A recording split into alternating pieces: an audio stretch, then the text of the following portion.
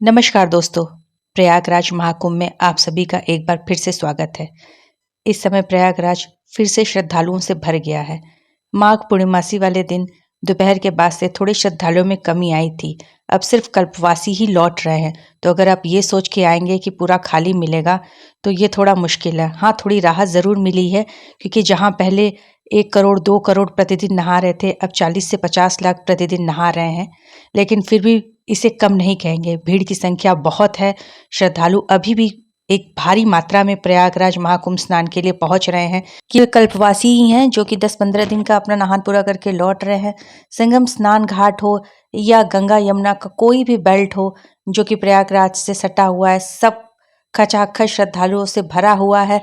Main त्रिवेणी घाट तक जाना तो एकदम नामुमकिन अभी भी है, क्योंकि भीड़ बहुत है और सारे लोग जिसको जहाँ जगह मिल रहा है वो पैदल चलने के लिहाज से वहीं पे स्नान करके चले जा रहे हैं। तो चाहे गंगा का बेल्ट हो या यमुना का बेल्ट हो, सारे घाटों पे श्रद्धालुओं की संख्या उतनी ही बनी हुई है। देखिए, संगम तट पर इतने श्रद्धालु अभी भी डाइवर्जेंस किए जा रहे हैं। लोगों को सुगमता से आने जाने के लिए अलग अलग रास्ते, अलग अलग पीपा पुल समय समय पे खोले जा रहे हैं। इस समय ये कह पाना मुश्किल है कि कब भीड़ मिलेगी और कब नहीं, क्योंकि कभी ऐसा लगता है कि पूरा संगम क्षेत्र खाली हो चुका है, क्योंकि हमें वहाँ पे करोड़ 2 करोड़ श्रद्धालुओं को देखने की आदत सी पड़ चुकी है। हर वीडियो में हम भीड़ और सिर्फ भीड़ ही देखते हैं। तो जब कभी थोड़े भी कम होते हैं तो लगता है मानो प्रयागराज खाली हो गया। लेकिन तभी कुछ छुट्टियां पड़ जाती हैं या फिर अचानक से श्रद्धालुओं का एक जत्था फिर से उमड़ पड़ता है, तो लगता है कि नहीं, अभी यहाँ आना सुरक्षित नहीं है। लेकिन आप आ सकते हैं। असुरक्षा जैसी कुछ भी नहीं है यहाँ पे। पूरे तरीके से प्रशासन अपनी सुविधाएं दे रहा है। लगातार श्रद्धालु यहाँ पे डुबकी लगा रहे हैं, स्नान कर रहे हैं और लौट रहे हैं। सारे गंगा यमुना बेल्ट पे श्रद्धालुओं की भीड़ बनी है, तो आप कहीं भी आके स्नान करिए। ये पूरे 32 कोस को ही जो है वो महाकुंभ में गिना जाता है, प्रयागराज के इस संगम स्थान के क्षेत्र में गिना जाता है। लेकिन बस इतना ध्यान अवश्य रखिएगा कि गर्मी बहुत हो रही है और धूप और गर्मी की वजह से इतना पैदल चलना थोड़ा बच्चे और बूढ़ों के लिए मुश्किल हो सकता है, क्योंकि गाड़ियां अभी भी नहीं चलने दी जा रही हैं। गाड़ियां संगम क्षेत्र तक नहीं जा रही हैं। अखाड़ा क्षेत्र तक तो शायद गाड़ियां आप लेके जा भी सकते हैं।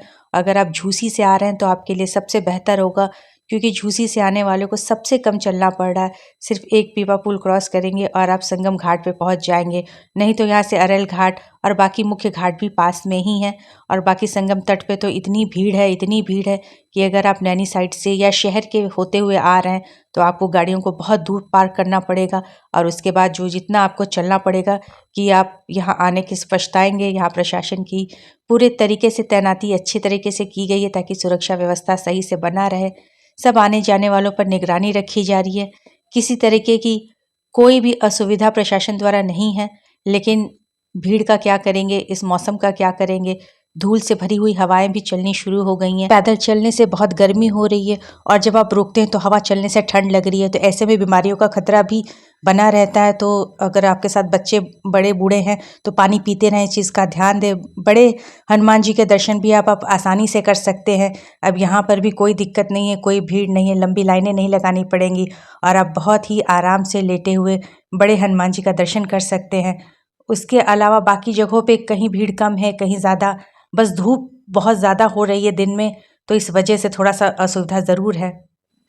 ये संगम घाट का खूबसूरत ताज़ा नज़ारा, श्रद्धालुओं की संख्या में थोड़ी कमी ज़रूर है, लेकिन ये भी नहीं कह सकते कि श्रद्धालु बिल्कुल नहीं है। 40 से 50 लाख पर डे यहाँ पे आ रहे हैं, संगम में डुबकी लगा रहे हैं। प्रशासन के अधिकारी बेचारे थक के चूर हो गए हैं इतने लोगों को मैनेज करते करते, लेकिन ड्यूटी तो ड्यूटी है, उसे करनी पड़ेगी। और ये आज रात का दृश्य देखिए, ये 8 बजे का दृश्य। चाहे रात हो या दिन, प्रयागराज में श्रद्धालु बराबर बने हुए हैं।